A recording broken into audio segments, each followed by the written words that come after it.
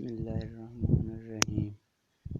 عشق حقیقی چینل میں تمام دوستوں کو خوش آمدید۔ عشق حقیقی کیا ہے؟ ایک مرتبہ امیر تبلیغی جماعت سید انعام الحسن شاہ صاحب اجتماع کے موقع پر بیان فرما کر اپنی خانقاہ کی طرف چلے۔ پیچھے پیچھے معتقدین بھی چل رہے تھے۔ حضرت نے پیچھے مڑ کر دیکھا تو ایک شخص دستہ بستہ پیچھے روتا ہوا آ رہا ہے۔ چند قدموں پر حضرت نے پھر مڑ کر دیکھا تو وہ شخص بدستور روتا ہوا چلا آ رہا ہے۔ حضرت نے چند قدم آگے بڑھ کر پھر دیکھا تو وہ بدستور روتا ہوا آ رہا ہے۔ آپ نے نہایت شفقت بھرے لہجے میں فرمایا، بھائی آپ کیوں رو رہے ہیں؟ میں کیا امداد کر سکتا ہوں؟ اس شخص نے جواب دیا، حضرت آپ کے عشق کی وجہ سے رو رہا ہوں۔ آپ نے فرمایا، اللہ کے بندے، اس حی قیوم کے ساتھ عشق لگا جو ہمیشہ زندہ ہے۔ مجھ فانی کے ساتھ عشق لگانے کی کیا ضرورت ہے؟ کل آخر مر جاؤں گا۔ بھائی اس ذات سے عشق لگا جو ہر عاشق کی قدر کرتی ہے۔ تجھے جیسے میرے کتنے محبت کرنے والے ہیں، میں کس کس کی محبت کی قدر کر سکتا ہوں۔ اس ذات سے عشق لگاؤ جو تمہارے عشق کی دنیا اور آخرت میں قدر کرے۔ میں کل مر جاؤں گا تو پھر کس سے عشق کرے گا؟ عشق آن زندہ گزیں کو باقی است، وز شراب جان فزایت ساقی است۔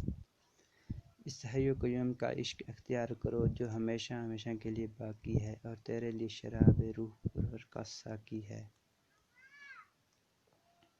یاد رہے، جو عشق و محبت مخلوق کے ساتھ اللہ کی وجہ سے ہو وہ اللہ ہی کی محبت گنی جاتی ہے۔ مرشد کے ساتھ محبت اللہ کی محبت ہی کی وجہ سے ہے۔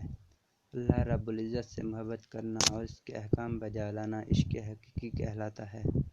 عشق حقیقی سے دنیا میں بھی کامیابی اور آخرت میں بھی کامیابی حاصل ہوتی ہے۔ جنہیں عشق حقیقی کا قطرہ نصیب ہو جاتا ہے، دنیا ان کی نظروں میں ہیج ہو جاتی ہے۔ زلف فتنہ گر ان کی نظر میں دم خر بن جاتی ہے۔ ظاہری شکل و صورت کی چمک دمک سے وہ اپنی آنکھوں کو بند کر لیتے ہیں اور اسے دھوکہ سمجھتے ہیں۔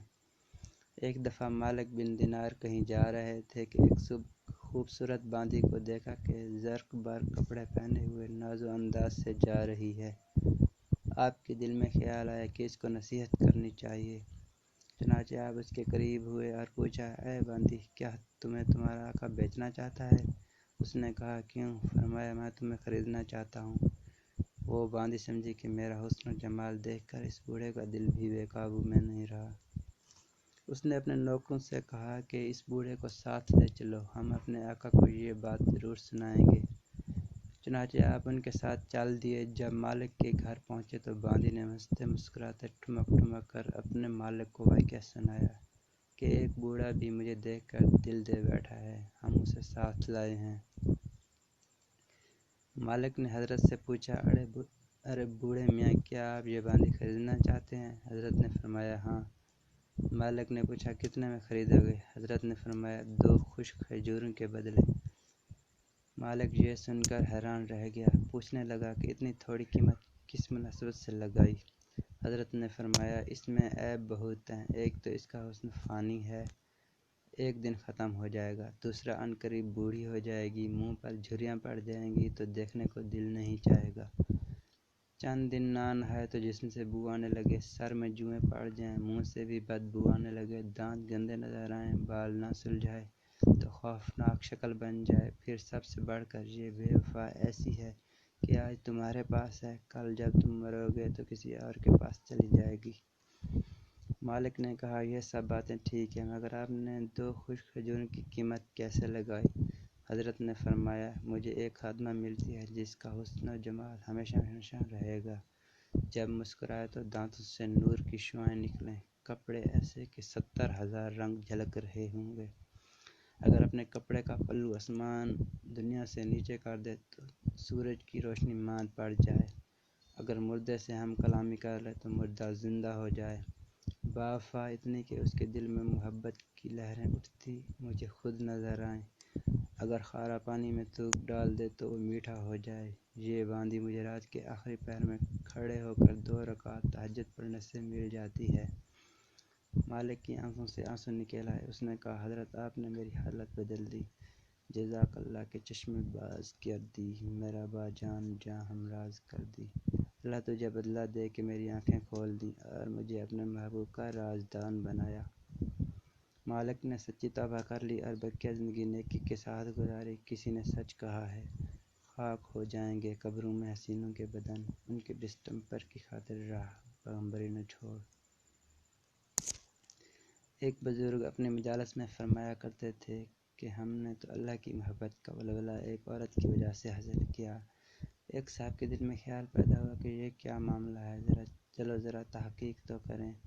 اس نے بزرگ سے تنہائی میں پوچھا، حضرت یہ عورت والا واقعہ کیا ہے؟ حضرت نے فرمایا، ایک دفعہ میں دارالافتاء میں بیٹھا کام کر رہا تھا، ایک عورت آئی اور اس نے فتویٰ مانگا کہ مرد ایک بیوی کے ہوتے ہوئے دوسری شادی کر سکتا ہے یا نہیں۔ میں نے کہا شرعی اعتبار سے تو اس کو 4 شادیوں تک کی اجازت ہے، میں اسے کیسے روک سکتا ہوں؟ اس نے کہا دوسرے مردوں کے لیے یہی اصول ہے، لیکن آپ میرے خاوند کے لیے لکھ دیں کہ وہ کسی سے شادی نہیں کر سکتا۔ میں نے انکار کر دیا۔ اب ادھر سے اصرار ہوا اور ادھر سے انکار، ادھر سے اصرار اور ادھر سے انکار۔ بالآخر اس نے ٹھنڈی سانس لے کر کہا، حضرت شریعت کا حکم مانے ہے، ورنہ میں نقاب اٹھاتی اور آپ میرا حسن و جمال دیکھتے تو لکھنے پر مجبور ہو جاتے کہ جس شخص کی بیوی اتنی خوبصورت ہو اس کو دوسری شادی کرنے کی اجازت نہیں۔ خیر میں نے پھر بھی انکار کیا تو وہ چلی گئی، مگر میرے اندر عشق الہی کا دیپ جلا گئی۔ اگر ایک عورت کو اپنے حسن و جمال پر اتنا ناز ہے تو اللہ تعالیٰ کے حسن و جمال کا کیا عالم ہوگا؟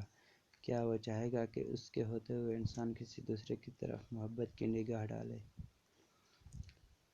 کوئی جی بھرنے کی صورت ہی نہیں میرے لیے، کیسے دنیا بھر کے ہو جائیں حسین میرے لیے۔ اب تو ذوق حسن اپنا یوں کہے ہو کر بلند، حسن اوروں کے لیے حسن آفریں میرے لیے۔